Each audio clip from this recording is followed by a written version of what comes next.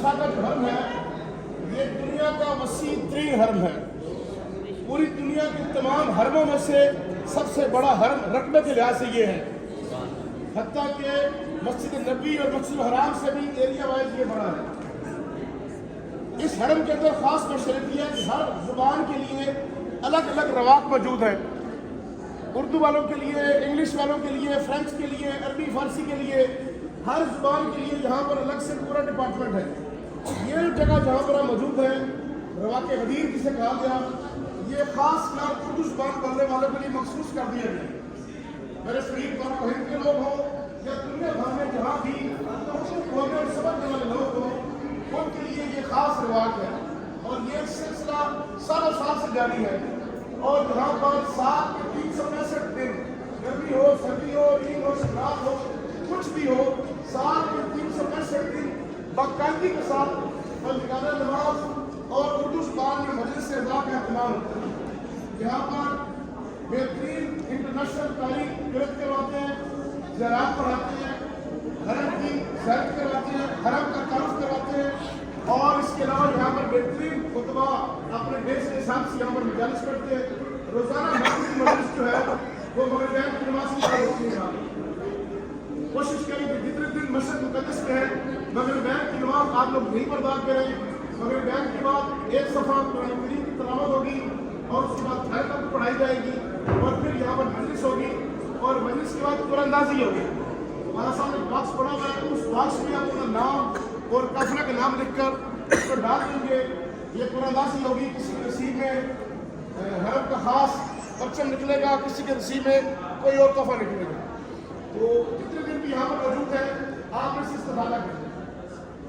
اس کے بعد یہ ہے سفر کے مسائل پہلے بھی بیان کیے تھے، دوبارہ بیان کر دیتا ہوں کہ پوری دنیا میں 4 مقامات ایسے ہیں جہاں پہ آپ کو اختیار ہے کہ نماز پوری پڑھے یا قصر ہے. وہ مقامات کی اہمیت کے لحاظ سے کہ آپ کو اختیار ہے سفر میں اگر آپ مسافر ہیں تو آپ نے نماز پوری بھی پڑھ سکتے ہیں اور قصر بھی پڑھ سکتے ہیں. لیکن اگر آپ مسافر نہیں ہیں، 10 دن سے زیادہ آپ کا اس شہر میں اختیار ہے تو پھر آپ نے حتماً پوری ہی نماز پڑھنی ہے. وہ 4 مقامات کون سے ہیں؟ سب سے پہلا مقام ہے مسجد الحرام یا آیت السلطانی اور دیگر مراجع کے نزدیک پورا شہر مکہ. آپ اگر پورے شہر مکہ کے اندر موجود ہے اور آپ مسافر ہیں، آپ نے 10 دن سے کم قیام کرنا ہے تو آپ کا اختیار ہے کہ آپ چاہے پوری نماز بھی پڑھ سکتے ہیں، چاہے قصر پڑھ لیں، کیونکہ ایریا اس کا بھی خاص اہمیت ہے. دوسرا مقام ہے دنیا میں مسجد نبوی یا پورا شہر مدینہ آیت السلطانی کے نزدیک. یہاں پہ آپ کو خاص جو ہے وہ اجازت ہے نماز پوری پڑھیں یا قصر پڑھیں. اور تیسرا مقام ہے مسجد کوفہ یا شہر کوفہ.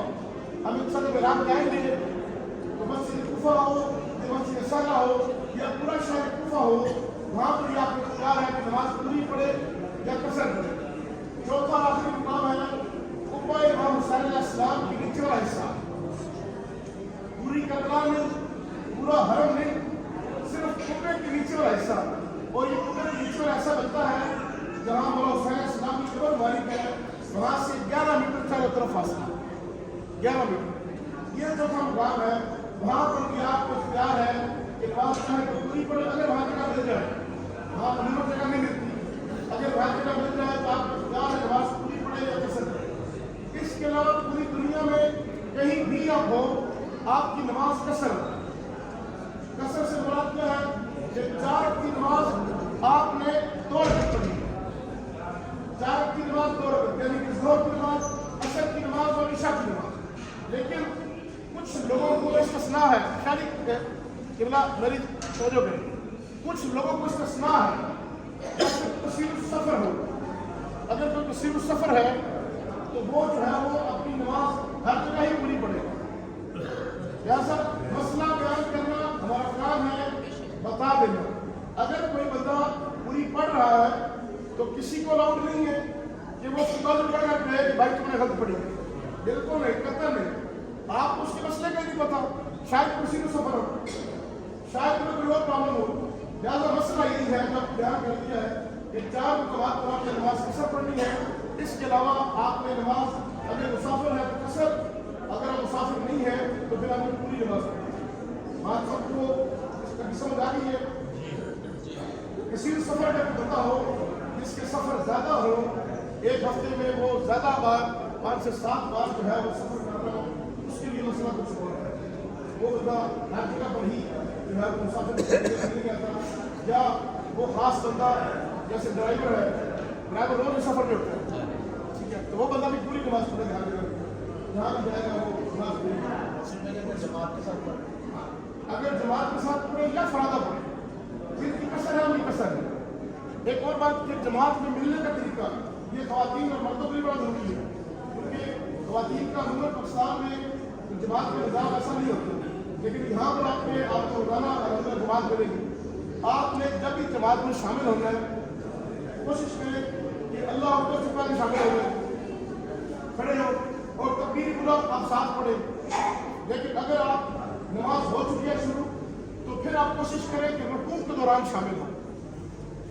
अगर आप रुकूअ के दौरान शामिल होंगे तो आपकी पिछली पूरी रकत काउंट हो जाएगी। फर्क करेगा आपको। अगर आप क़याम में दाखिल हुए तो फिर कम से कम एक सूरत का सुनना जरूरी है। 2 सूरतें पढ़ते हैं, एक सूरत हम और एक कोई सी और सूरत। अगर आप क़याम में शामिल हुए तो 2 सूरतों में से एक सूरत का सुनना जरूरी है। लेकिन अगर आपको ये कंफर्म ना हो या आपकी तवज्जो सिर्फ ना हो तो बेहतर है आप रुकूअ में शामिल हो। सबसे आसान तरीका जो है कि रुकूअ में शामिल हो। फिर जमात चल रही है, दूसरी रकअत, तीसरी या चौथी या पहली, आपने शामिल होना है क्योंकि आपकी पहली रकअत। आपने लिए नहीं देखना कि जमात हो रही है, तो जमात वाले से पूछे रोक के कहा दो, उससे नहीं, आपकी पहली रकअत है, चाहे उनकी तीसरी है चाहे उनकी चौथी है, आपकी पहली रकअत है। और पहली रकअत में आपने 2 सजदों के बाद तशहुद की हालत में नहीं बैठना होता, आपने खड़े होना होता है। लेकिन अगर जमात बैठी है तो फिर आपने बैठना है, लेकिन इस अंदाज में बैठना है कि नहीं खड़े हो रहे हैं। जैसे कि मर्दों वाले से आप अगर आपको मैं नजर आ रहा हूँ तो इस अंदाज से बैठते हैं तशहुद की हालत में, तो आपने जब इस हालत में बैठना है कि आपकी पहली रकअत थी लेकिन पूरी जमात की दूसरी रकअत है, आपने इस अंदाज से बैठना है। हाथ 2 आगे रख लेने हैं और अंगूठे पाँव में उठा लेने हैं, पाँव के अंगूठे इस अंदाज से जमीन पर रख लेने ताकि पता लगे आप उठ रहे हैं। ऐसे इस अंदाज से आपने वो चंद लम्हे हैं कि जिन लम्हात में तशहुद की किरत पड़ी जा रही है, आपने चंद लम्हे ऐसे बैठने हैं। फिर जमात खड़ी होगी, आपने के साथ खड़े हो जाए। आपने अपनी तरतीब देखनी है, मेरी दूसरी है, तीसरी ये क्या है। और अगर आप मुसाफिर हैं, जैसे कि आप मुसाफिर हैं, तो जमात की सलाम होगा 4 रकअतों के बाद। आपने 2 रकअत के बाद सलाम पढ़ लेना और सलाम पढ़ लेने के बाद फिर बैठे नहीं रहना, क्योंकि जमात के आदाब ही है। अगर आप 10 लोग ऐसे बैठे हैं दरमियान में और आप 2 पढ़ के बैठ गए, आपसे पिछले तमाम लोगों की जमात खत्म हो जाएगी, क्योंकि जो तसलसल था जमात का वो टूट जाएगा। आपने सलाम 2 के बाद पढ़ के फौरन उठकर अपनी कोई कज़ा शुरू कर देने की जरूरत है। आपको फॉलो करें, कोई अपनी नमाज शुरू कर देनी है ताकि जमात का हुस्न बरकरार रहे और जो लोग जमात के अंदर हैं आपसे पिछले भी, वो भी जमात में शामिल हुए। ये बिल्कुल ऐसे ही है कि जैसे एक तरतीब वाला सिलसिला चलता है कि करंट पास हो रहा है, अगर दरमियान में किसी को हटा दिया जाए तो आगे जो है वो रास्ता खत्म हो जाएगा। रास्ता खत्म होगा तो जमात से महरूम हो जाएंगे। लिहाजा जमात में मिलने के आदाब ये आप सबको याद होने चाहिए। मर्दों को तो अमूमन होते हैं, ख़वातीन को तो बात नहीं होता, तो यहाँ ख़वातीन इसको फोकस कर दें। जब भी नमाज में शामिल हो कोशिश करें तकबीर उला में शामिल हो जाए, नहीं हो सके रुकूअ में शामिल हो और अपनी रकअत को खुद शुमार करें कि मेरी कौन सी रकअत है। खुदा मुताल हमें शरीयत की सुन्नत पर अमल करने की तौफीक फरमाए। अभी इंशाअल्लाह बाहर एतराफ़ की ज़रात के लिए जाएंगे, ट्रांसपोर्ट आपकी आ चुकी होगी और आज मग़रिबैन की नमाज़ आपने यहीं पर बात करनी है। वक्त तक मशहद मुक़द्दस में है, यही नमाज़ पढ़ेंगे। हमारी खुश नसीबी है कि मेरे साथ उस्ताद मोहतरम जनाब शहजाद नकवी साहब मौजूद हैं।